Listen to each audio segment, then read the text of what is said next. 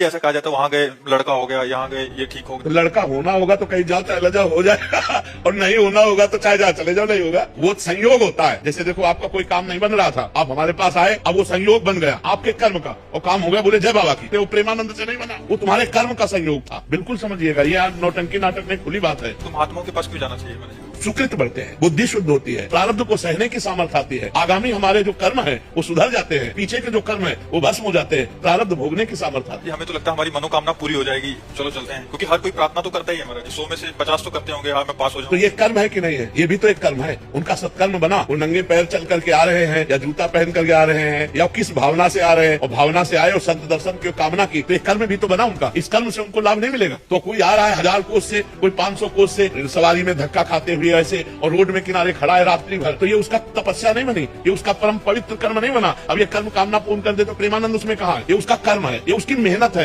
ये उसकी भावना है, ये उसकी श्रद्धा है, ना कि हम है। अब उसको लगेगा कि हम प्रेमानंद के दर्शन के हमारा काम बन गया। नहीं, तुम्हारी मेहनत, तुम जो सैकड़ों किलोमीटर चल करके आए और खड़े रहे घंटों और फिर इसके बाद दर्शन हुआ, तुम्हें आनंद लगा, ये तुम्हारा कर्म तुमको सुख दे रहा है। नहीं तो देखो अगर हमारा कर्म बिगड़ जाए तो हम कह रहे फिर हमको कोई सुख नहीं दे।